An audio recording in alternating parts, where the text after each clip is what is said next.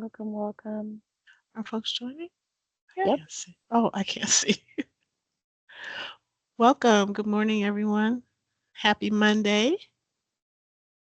Thank you for joining this morning the information session on the new Juvenile Justice Services model.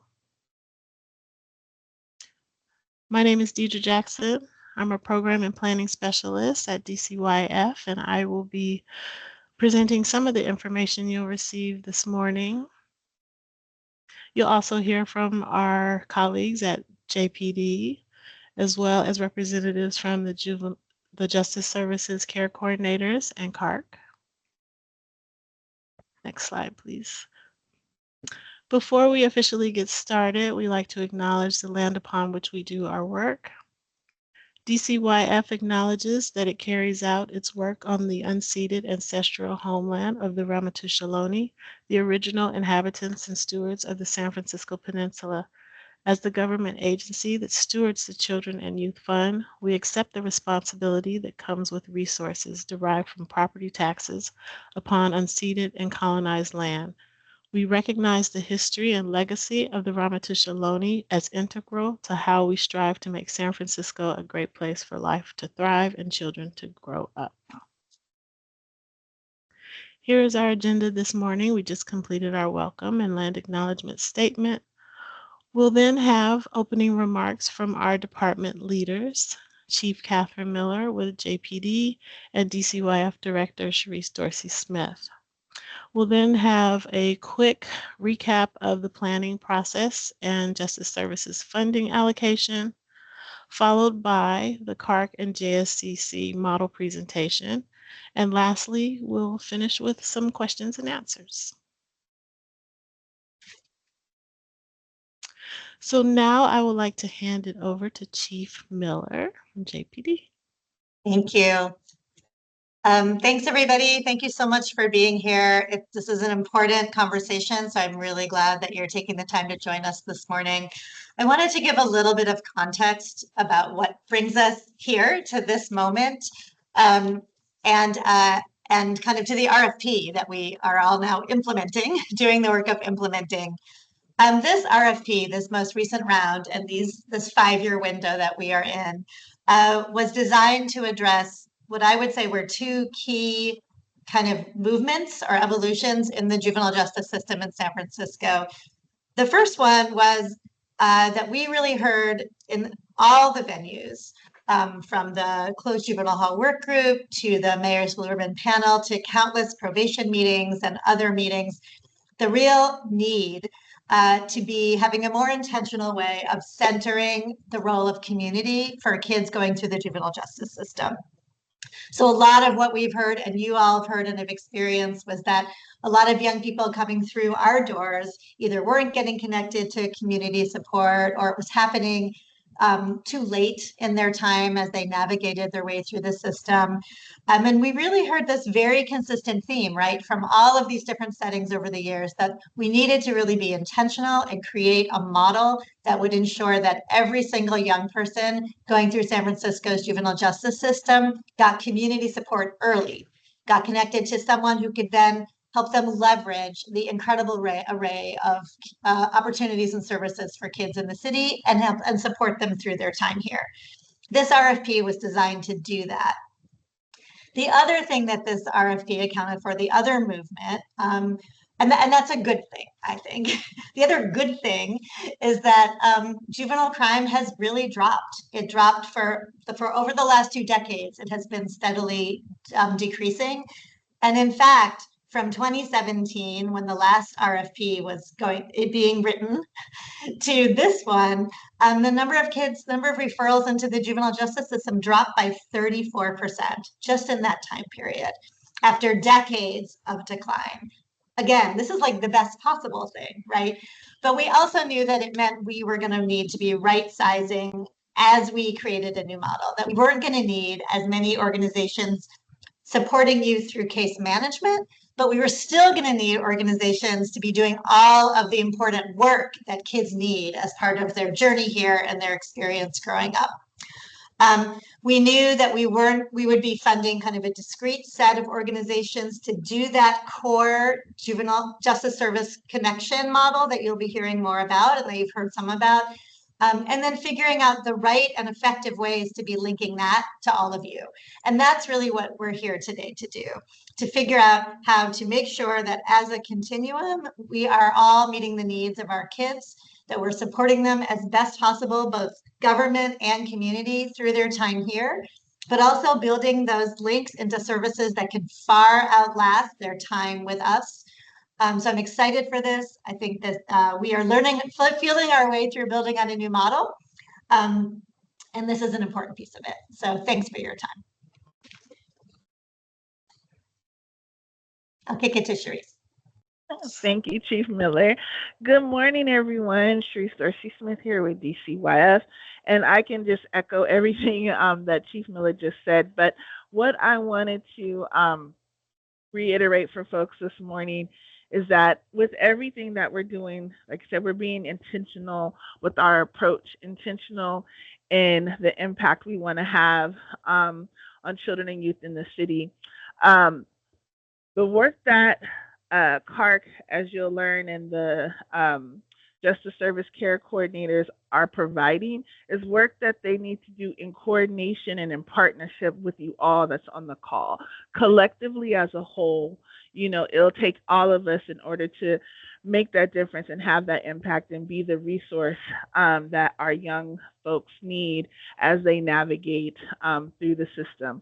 Like Chief Miller said, we were intentional with our RFP this go around. We wanted to make sure that all the services that we were providing were connected. So when folks applied and they checked which box, which population of young people they wanted to serve, like I said, we were intentional about putting system involved at-risk youth in actually in almost every one of our strategies, because we know it's going to take all those services and all those supports in order to, like we said, to support a young person and make an impact. You are all a part of this model as well, and hopefully throughout this presentation, you'll understand exactly where you're connected, where you're able to plug in, how we need to work collectively together, and what that looks like. Like I said, this was intentional in design.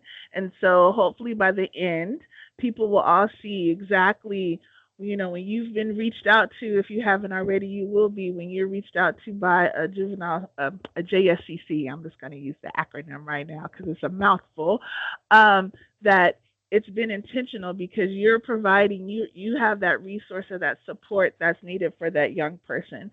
And so feel free at the end to ask the questions to get more clarity, but know at the end of the day, we all have to do this collectively. We're all doing this in partnership, and this is true collaboration at its finest.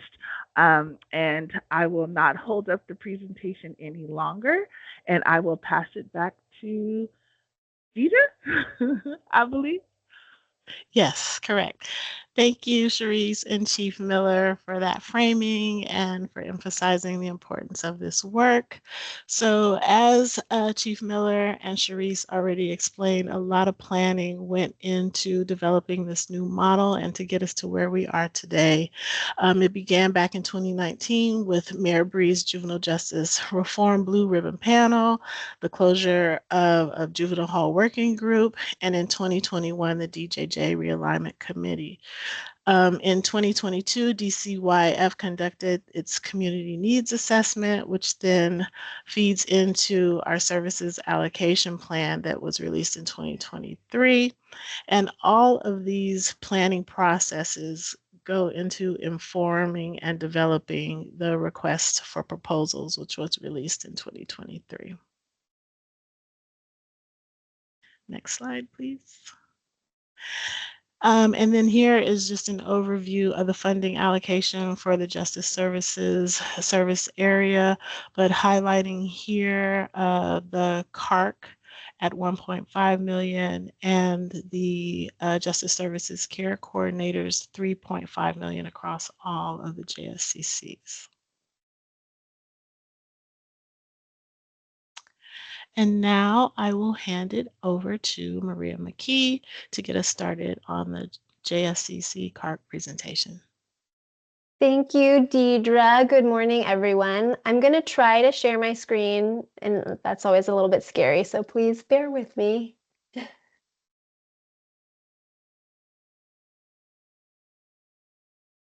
Can you see my screen? Can you see too much of my screen? We see. You see the right amount? Okay, good. Yes, it's perfect. Thank you. Thank you.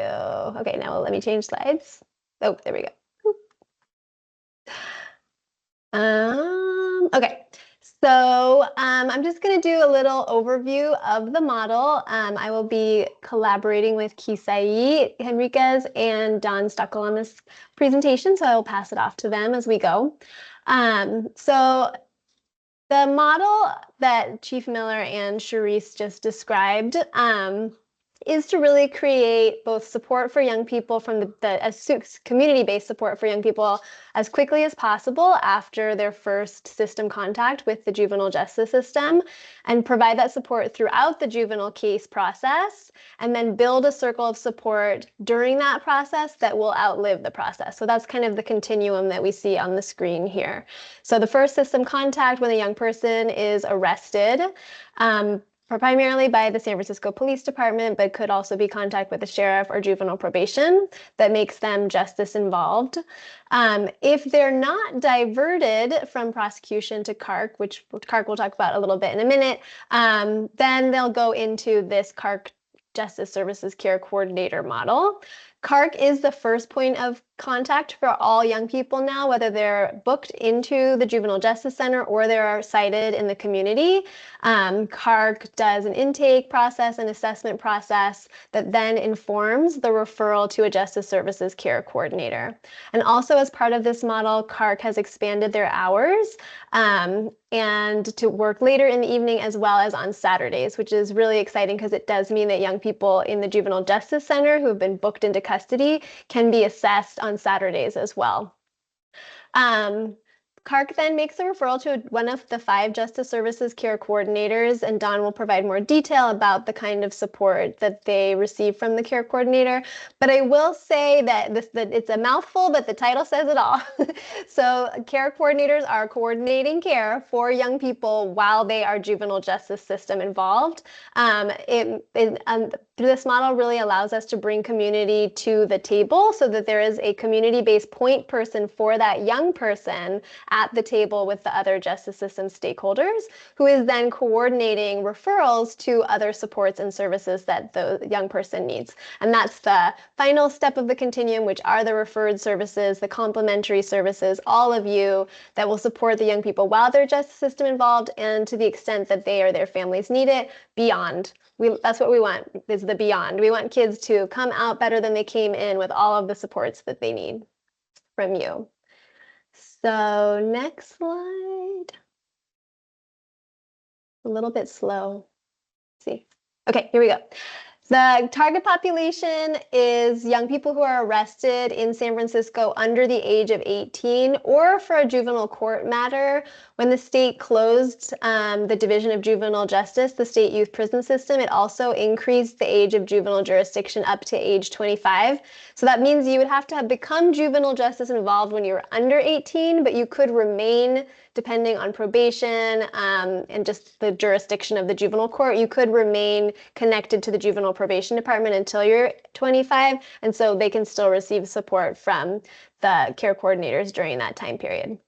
It does include youth who live outside of San Francisco, so we blend in state funding to ensure that it doesn't matter where kids live. If they're arrested in San Francisco, they can receive the support that they need throughout their juvenile court process. And then my little note that I always like to add is that this does not change San Francisco's long-standing, very successful diversion program. Young people who are arrested for misdemeanors or otherwise diverted from prosecution by JPD or the district attorney continue to be served by CARC's diversion program, just as they always have been, and they are not generally referred to the JSCCs. Now I will pass it to Kisai. Thank you. Good morning, everyone. So folks mostly here, I think, know about CARC, but just to give a brief overview, it is operated by Huckleberry Youth Programs, and it is the city's community response for young people that are arrested here in San Francisco. And so we are an assessment center that works with young people at the point of arrest and with an appointment-based system. And so we work with young people who are cited and arrested for misdemeanors and for felonies. With this new model in particular, now we are being able to see young people that are cited for felonies even when we're closed. Normally, those young people would just get cited to meet with their probation officer for that felony and see if their case will get filed on or not, right, and go through that process. But now we also can meet with those young people and their families and connect them to services like the JSCC care model. And then part of this expansion as well, we're able to meet with young people in juvenile hall. And as many of you know, community wasn't at the forefront of that space at all, except for, of course, programming, right? Young people may be involved with and referrals probation officers make, or services that young people are already involved with in the community. So us being able to be a community representation at the front end of the system is really powerful, and hoping to close this gap for some of our young people, or all our young people, but all the young people that go through this this model, this program. And what else do I want to say? And then, of course, we still provide some just like education and like overview about the juvenile justice system and like what they can expect going through the system by being arrested. And that varies depending on what they were cited for, but we do our best to explain that to them and make any immediate referrals that they may need in addition to the JSCCs. And then lastly, I'll just highlight for youth that are cited for misdemeanors, they do have agreements. So things that they have to do to, hold themselves accountable for the incident that got them arrested. And that still includes things like community service, reflection essay, other restorative justice practices, connection to jobs or workforce development programs. So that is somewhere that we're still naturally connecting with folks like you here on the call to make sure that they're reconnected to the community. And I think that's the basics. There's a lot more detail, but that's the basics of what we do. Thank you. Okay, try to go to the next slide for Dawn. You can do it, computer. There we go. Thanks, Maria. Hi, everybody. I'm Dawn Stickle. I'm with Sunset Youth Services, and we are one of the JSCC organizations. So as you can imagine, there's been just countless hours of meetings trying to work through how this all plays out. And one of the things that has been really important to all of us community organizations is that we are not gatekeeping, and that you guys all understand that that's not the role that we're trying to play, but that the goal is really to get community embedded as quickly as possible so that we can see what kids and families are really asking for, needing, looking for, wanting. Like, it's really youth and family centered. And so out of those conversations is where the connections with you all would be coming from. So the 5 organizations, the 5 JSCCs, you see them listed here: BACR, CJCJ, Mission Neighborhood Centers, which also have the Safe Haven Stability Hub, which is the former ERC, basically, but new and improved. And I think Maria will speak to that when I'm done. And then Sunset Youth Services and Young Community Developers. So the 5 organizations meet with CARC 3 times a week for referral meetings. And we also, if there's a referral that comes up that needs attention in between those meetings, or something that happens that is just kind of rises to the top as like stat, like we have a protocol to have those, to be able to jump into a meeting, to have those conversations really quickly. Otherwise, we meet Monday afternoons, Wednesday mornings, and Friday afternoons, and we really talk through what's going on with the kid, what came out of the assessments that CARC did, what we understand about any previous systems of involvement, and really try to understand the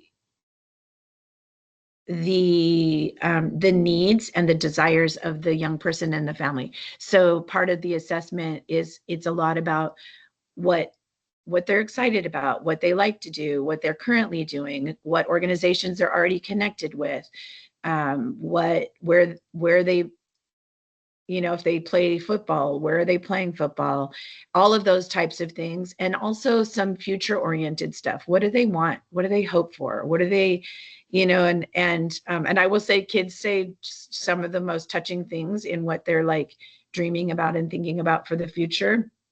Some have really big things like, I want to be an engineer, or I want to be a chef.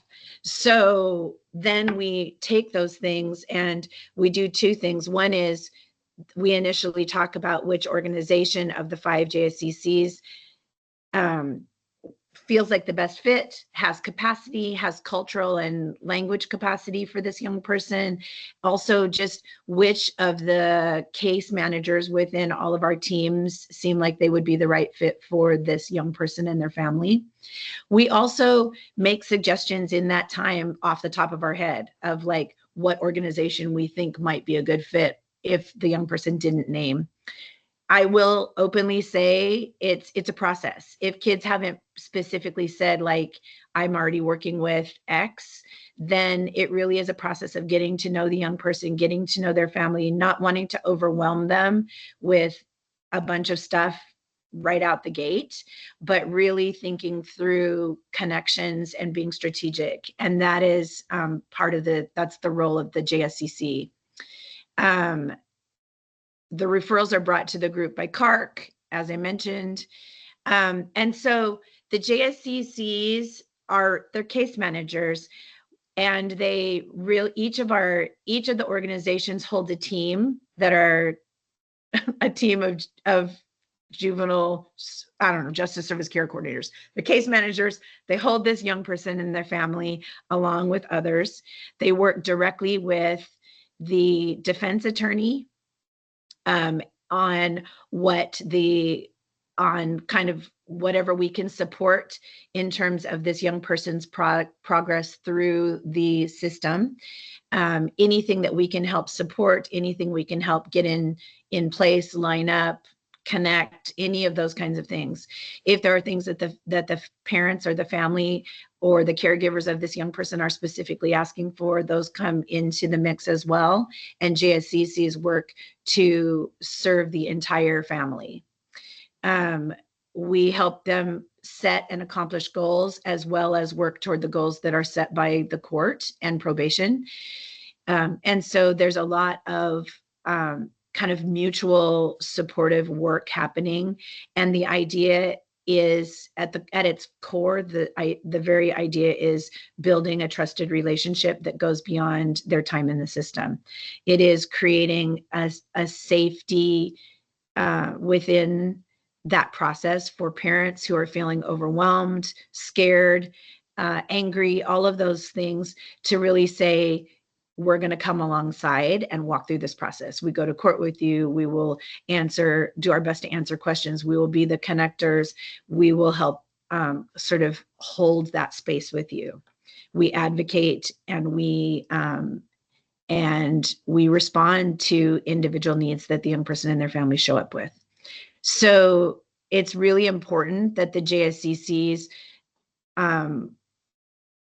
are looking at each young person as an individual and their family as an individual, and that we are continually kind of assessing with the family whether what we're providing is the right stuff or whether a connection is happening or not. When we start looking at connecting with other programs and other services in order to best support the young person, I think it's important for everybody here to know that it still is the responsibility of that JSCC, that case manager, to be knowing all the time whether the handoff is successful, whether the young person is connected, whether they're engaging, at what level they're engaging, whether it feels like it's working, because it is up to us to report back to the courts that this young person is getting the connections and the supports that we've all agreed that they need, including the young person. So don't be offended when people are asking for updates or sort of stepping in as that kind of connecting piece, because the model is really built in a way that's doing our very best on every front to keep kids and families from falling through the cracks. So the only way we can do that is by communication. Like, we just have to be like communicating with each other. And if something's not working, it's not a reflection on anybody. There's no shade. It's really like, we all know, like, not all kids don't connect with all places. And so sometimes we need to rethink about why somebody is not connecting, or whether we can do something to better hold that.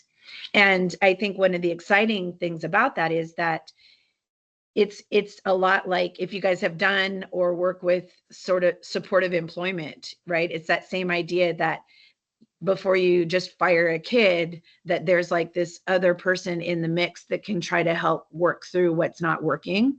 And so it's a similar situation here, where if a young person is just not showing up or not engaging, or they just went kind of MIA, the sooner we know those things, the better, because then we can help try to troubleshoot it for everybody and figure out what might be the missing link.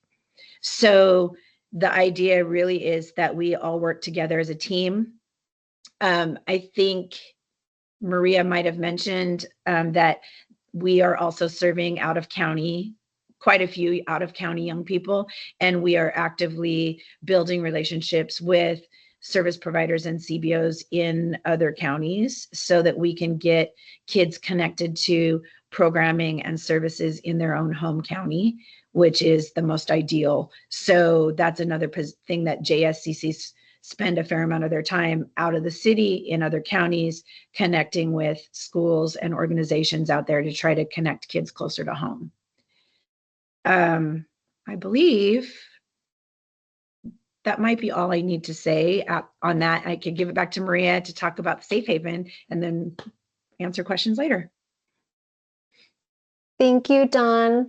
I'm speaking on behalf of Mission Neighborhood Centers, but like, imagine that if Gustavo is here. These are his slides. So as Dawn mentioned, one of the Justice Service Care Coordinator agencies is funded to also provide a stability hub, which MNC has created, called Safe Haven, at their Presida campus. And they provide safe passage, which means they pick kids up from school and then they go to the Presida campus and provide services on site, including meals, educational workshops, life skills. They have like a whole array of enrichment activities for young people while they're there. And then they take them home at the end of the evening. Really important for this model, which makes it new and improved from the Evening Reporting Center. And I don't even like to call it an Evening Reporting Center because I think this is such a much more positive, enriching atmosphere concept, which is that they are open all year round. So they're only closed on Sundays, but they're open on every single holiday. They're open Monday through Saturday. During the school week, they are serving kids whenever school gets out. So early dismissal on Wednesday all the way to 8 p.m. can't remember the exact hours on Saturdays, but it's a good chunk of time on Saturdays, and sometimes on Saturdays then they can go on field trips and stuff. So named here is going to the Florence Fang Community Farm. And then they do not close during school breaks. So that was really important for this model.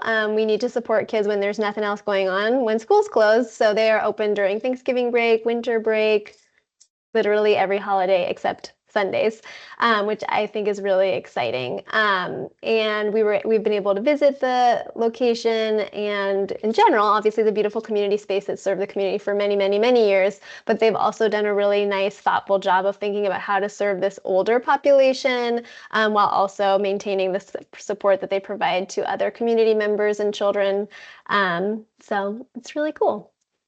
And one important note about this is that MNC is both JSCC and Safe Haven. So that means they're providing all the services that Dawn just described when they're acting as the Justice Services Care Coordinator. And some of those young people might also be in the Safe Haven.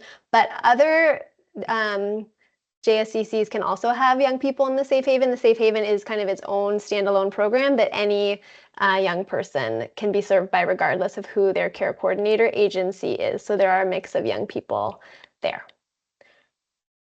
And last but not least, as all of you know, as DCYF grantees, there's very robust tracking and performance measurement for DCYF grantees. So all CARC and the JSCCs also participate in that process. This is new, it's really big, and it's a big new shift for San Francisco's juvenile justice system. So there is a lot of scrutiny coming from I think all of us, as well as from the Juvenile Probation Commission, which oversees the Juvenile Probation Department. So we are regularly presenting to the Juvenile Probation Juvenile Probation Commission, and we're working with the commission to develop performance measures. And then we also meet quarterly with our justice partners, the court, district attorney's office, public defender's office, and bar association to get their feedback. Because really this is like sort of adding another chair to the juvenile justice table, and we need to make sure that all the partners are communicating really well to make it work in the best interest of the young people who we're all supporting. And now I think that's the end of our presentation. I'm going to hand it back to Deidre. Thank you, Maria, Don, and Kisai for that presentation. And before we move on to questions, just want to check to see if there were any other staff from JPD or members of JSCCs that had any comments before we move on to questions.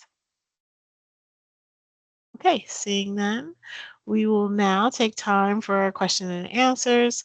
If you have a question, you can use the raise hand feature on the screen and ask your question to the group. If you're not comfortable asking your question in the group format, we will also paste a link into the chat that will take you to a form that you can fill out to ask your question, and then DCYF will get back to you later. So please, if you have questions, raise your hand. Speak now or forever hold your peace.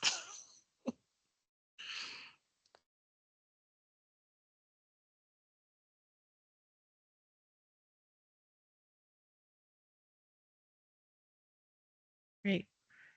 We have a question. You can come off mic, or do we need to unmute you? Not sure.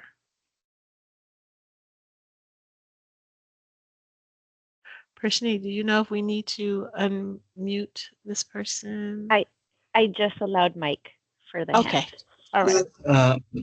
Good morning, everyone. My name is Rico from CYC. I just want to ask a question regarding when the youth get arrested and get locked up at juvenile hall. Does he get a care manager referred to him right away, or he's still on the waiting list until he get arraigned or the process of going to court started? I can answer that. Thanks, Rico. Hi. So what happens is we get notified through JPD anytime a young person is cited and released and cited and booked. And so we have staff ready to go up to JJC every day. And our goal is to see the young person within 24 hours of them being detained there. We still have 3 days a week, Monday, Wednesday, Friday, where we have what we call the justice referral meetings. And so the idea is that we see that young person ideally before that, so that we can present them to the JSCCs, and then together we figure out who's the best match. And ideally, they're seeing them before their detention hearing. But if not, at the detention hearing, where it's decided if they're going to get released into the community or not. So it happens fairly fast. There, as you know, there's a lot of moving parts to the just the overall process, but our goal is to get them connected immediately. And then I think Dawn spoke to this too. We can meet, kind of like have an urgent or like an emergency meeting in between those pre-scheduled meetings 3 days a week if there needs to be a more immediate response as well.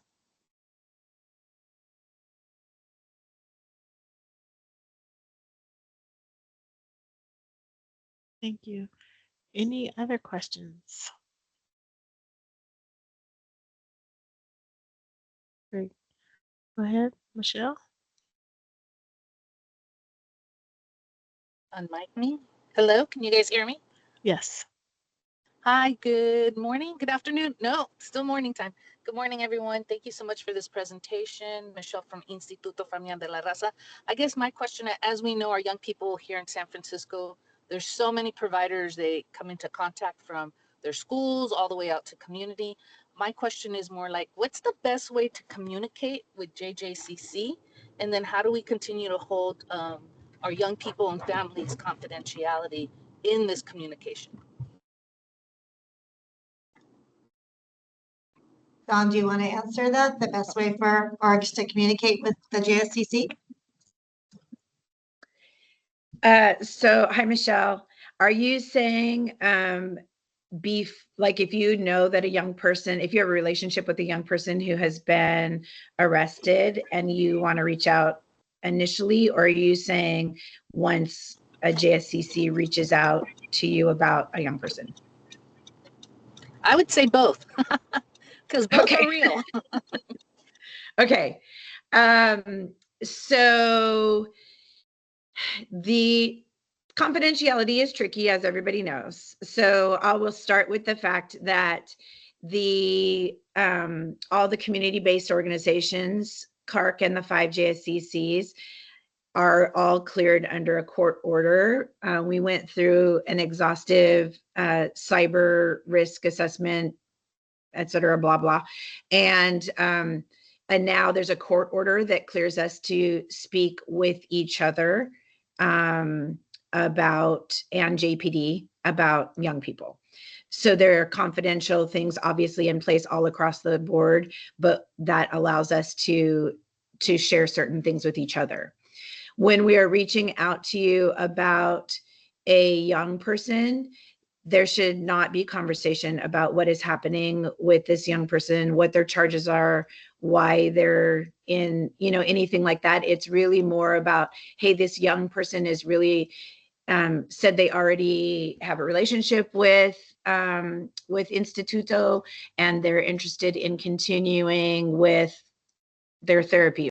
They're interested in, I don't know, I can't even think of what off the top of my head, but if there's a young person that says, like, I've already been doing X with this organization, I want to keep doing it, then the conversation is about what they want to continue to do, not about what they have done that has put them into this position. So I guess that's a twofold. Like, one is, it's a reminder that we are constantly having with our teams that's not the conversation. And also for you, if somebody doesn't answer your questions, it's because we're keeping confidentiality about kids. Now, the one thing I will say is we're not going to refer kids into a situation that's going to make people feel like they're at risk, right? So you don't have to worry about like anything we might be keeping from you that feels risky or harmful. But we're not going to go into details that break confidence around what is happening in the lives of a young person. Is that helpful? Yes, that's helpful. And in case we do have a situation where we are working with the young person and we want to reach out to, I would think, CARC, just to make sure they're connected, and who do we continue to collaborate with in order to coordinate care? Yes, you can call, I mean, you could call any of us, but CARC is the greatest first line. They have the master list of which kids have been linked up with which JSCC. So contacting CARC is always the best first line. And honestly, that goes for if a young person that you have a relationship with gets arrested and you find out that, you know, sometimes we all find out like late at night or early the next morning that something went down, you can call CARC and have a conversation and say, hey, we have a relationship with this kid. We know they got picked up. We want to put it on your radar, because that will then go into our conversations and considerations as we choose the JSCC. There will always be a JSCC, no matter how deep the relationships are in other ways. There will always be a JSCC in the mix, and how forward or backward the position they play has to do with what other supports and people are connected, right? So if a kid has a lot of connection from staff at Katasen, right, and they're holding all these pieces, the JSCC can just stay in touch with the point person from that team and not necessarily trying to like play all positions, right? So we really are looking at this collaboratively to see really honestly, like, what positions are you holding? What can you hold well? What can we hold? How can we support each other? Like, and then there is mental health is a whole nother piece of this that is kind of the sidebar. So we, you know, some kids have services through Department of Public Health, and they have, you know, intensive, as you know, Michelle, right? They have like intensive therapy supports. And so how we connect with those clinical supports is another piece of this, but it's all done through the kind of through confidentiality and the lens of what does this young person need and what position do people need to be playing. And I would add, just Michelle, on what Dawn just said, for organizations here that are ISCS providers through DPH, we're going to be meeting also again, I think in May with you to talk about that piece, because both provide some case management. We want to make sure we're clear. So I really appreciate, Dawn, what you just said about sometimes the JSCC will be stepping more into working with a kid, but sometimes they may be stepping a little bit back if there's already some intensive services set up for that young person. And then I also wanted to say, I don't remember if you said it or not, Maria, so I apologize if you already did, that for young people going through the justice system for whom we do need to make a referral for behavioral health services, JPD is still initiating those referrals to DPH to do that assessment to get a kid into ISCS or RAP or something like that. So the probation officer is still holding that piece, but with all of us in good communication. I don't know, sorry, I'm putting Dawn on the hot seat, but Dawn, I don't know if you want to say anything about the ways that you report back to probation, and like if a kid was working with an organization here, how would you account for that when you're in communication with us? Just so people have a sense of that. Yeah, so initially, if the young person is in detention, the JSCCs are preparing in coordination with defense and sometimes probation, like a community plan. So the idea is, if this young person is released, this would be the plan for them, how we would hold them and support them in community. In which case, if there's an organization that the young person has named that the JSCC has already connected with, you would likely be in that plan. So it would say like Monday, Wednesday, and Friday, they are going to CYC for blah, right? And this is the person that we're working with. So it's really detailed, and the idea really being, once again, to hold all of ourselves accountable so that these young people are not just falling through the cracks, but that we're really having detailed plans with actual humans on the other end of them that are also connecting. And then every time the young person goes back to court, there is a progress report that the JSCCs are doing. And the idea, I will clearly say, the idea is not to like snitch out kids for things, right? The idea is to say, these are the things that we're working on, and here's the progress that this young person is making toward their goals. And understanding that it's with all of our kids, just like with all of us, it's not perfect, right? And it's bumpy, and sometimes things go askew, and that's the job of the adults that are surrounding this young person. I think one exciting thing is that we're not in an environment where probation is just trying to lock kids up all the time for fumbling.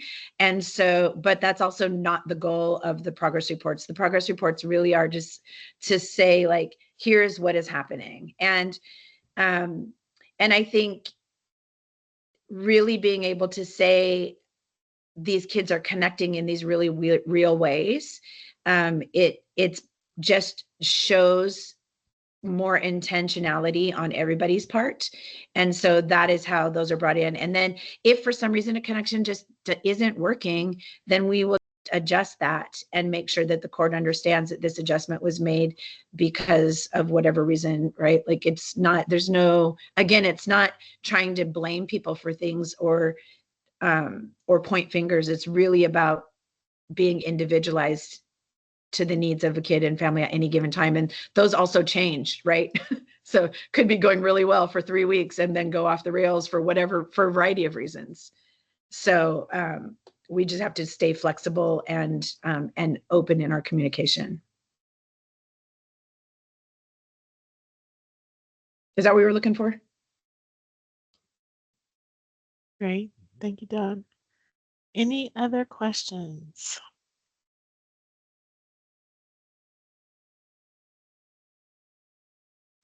Okay. I have Deidre, a question. So Deidre, just for 1000% clarity, can a kid be served at the same time by a JSCC and other DCYF funded providers? Yes, Okay, absolutely. great.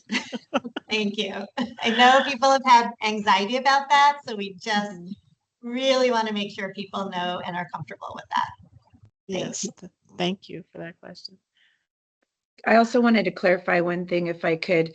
One thing that I think would be really helpful when and if a JSCC contacts you is to really get clear with them, and we're encouraging this of our teams as well, who is going to be the point person for this young person in your organization? Who does the JSCC communicate with?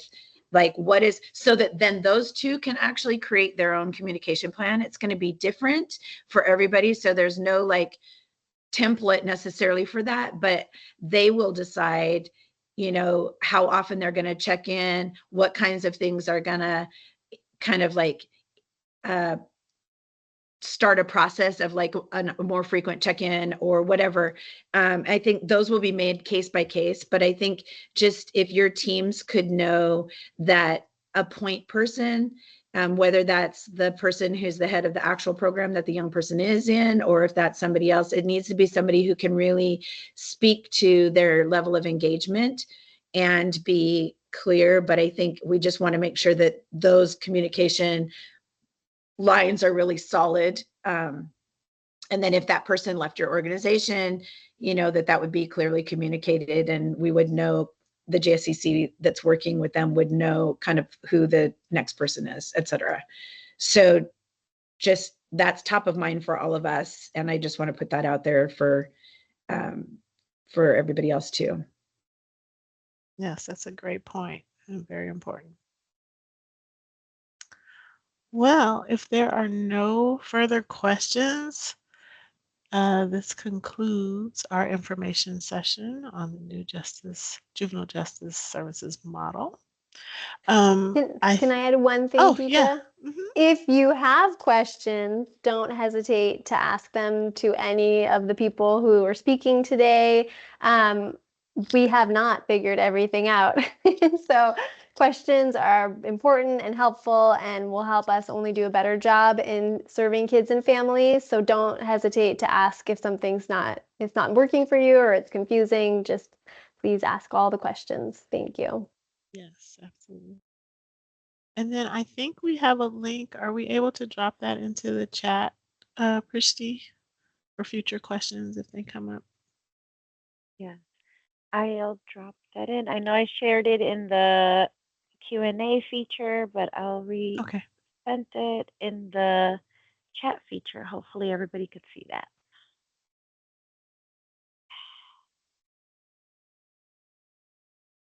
Perfect. There you go.